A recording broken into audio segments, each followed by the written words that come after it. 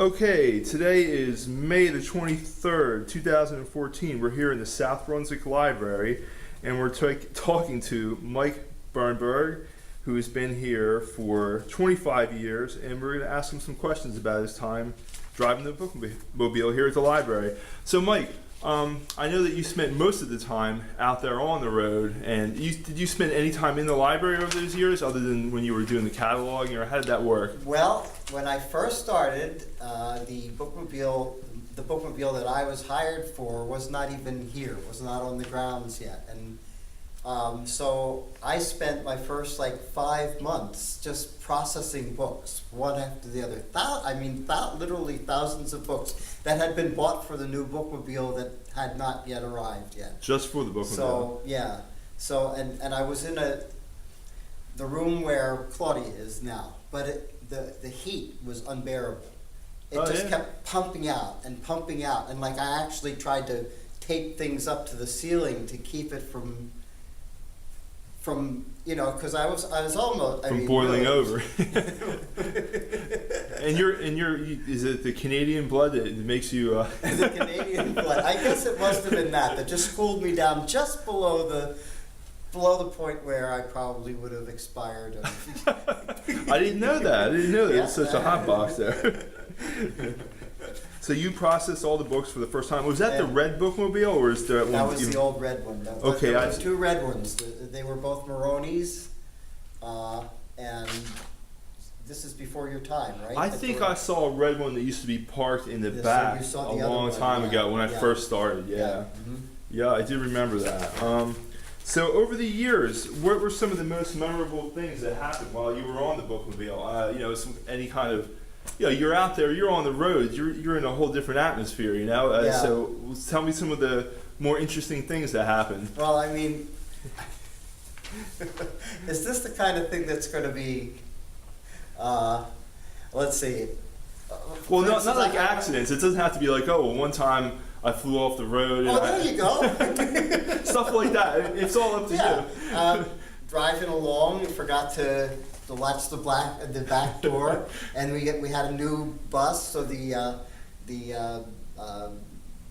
desk seat is on wheels, like they are in the office. So we went around a corner, the door opened,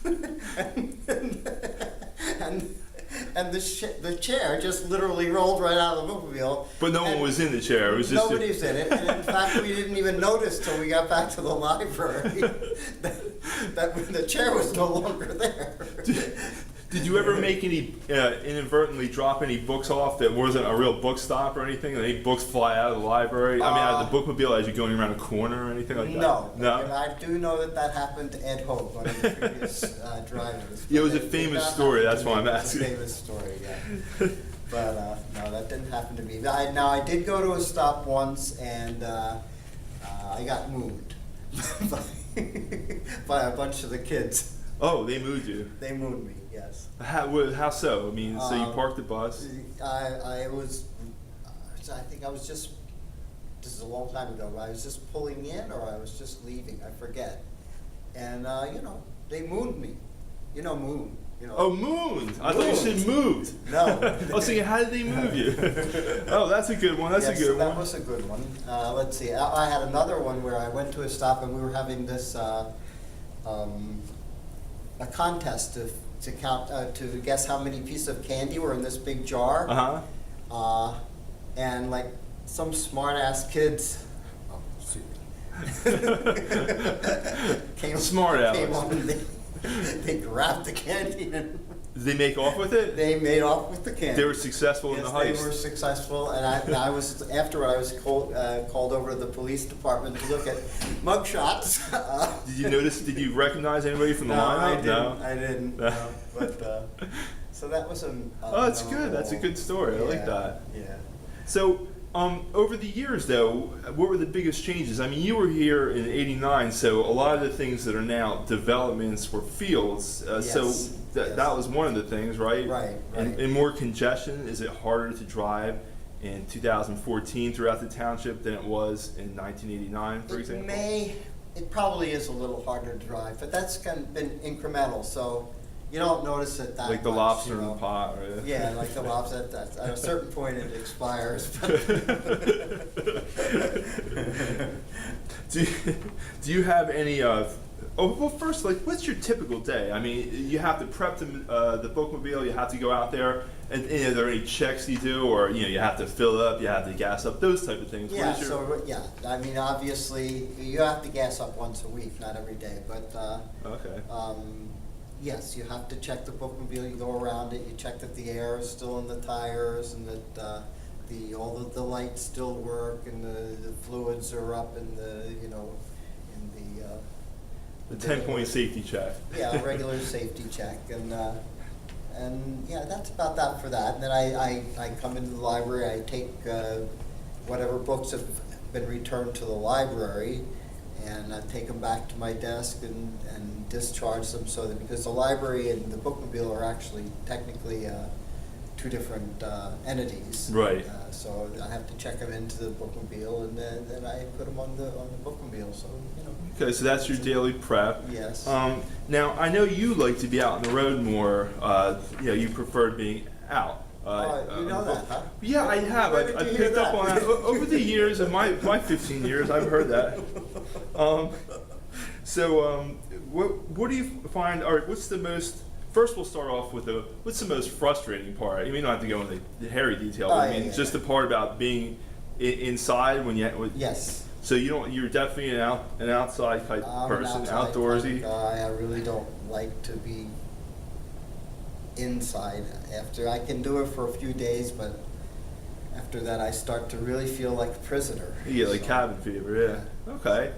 And what's the most satisfying part? Just getting out there and being out in the open road and sort of like a freedom in that way? well, that's okay. That's a little bit of that. But you know what? And this is going to sound maybe a little corny or something, but the satisfying part is that you meet people, or you see them every week. After a while, you become like friends. Mhm. There's such a a sort of a peaceful, easy feeling with them. Yeah. That it's it's a nice thing. It's very satisfying. And if I can help them get the books that they want, or the materials that they want, that's good. You feel like you're helping. Well, you're helping people And out for sure. They appreciate it. Yeah. And I feel good about having done it. So And by the way, someone who just called was it this week or last week, when I told them it was back on the road, they were very happy. Good. Yeah, so we know that you do have the fans out there. So do you have any favorite bookmobile stops, or are they all yeah, I have a few. For adults, it's the Kendall Park Shopping Center Okay. on Saturday 27. morning. I usually have people waiting for me. When I pull up in the morning on Saturday morning, I have 4 or 5 people waiting for me. And that even happened once. I was off the road for a month and a half because of a generator problem. Right.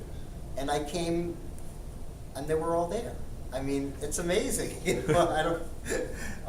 So that's one of my favorites, and that's for adults. And then I have one for kids. It's just a small development in not too far from the library, actually. But the kids all love to read. As soon as I get there, they pile on the bookmobile and they take out gobs of books, and I feel like I'm earning my money. Oh, And, yeah. yeah. Yeah, so you have a variety. Yeah. Yeah. There's other things too, but I guess if I was to, choose a couple of things, those would be the. Well, those are good. Well, just wanted to thank you for the 25 years, of being the bookmobile driver. Well, it's been my pleasure. All right, thanks a lot. We'll see you Okay. sometime soon. I'm going to be archival. All right, thanks.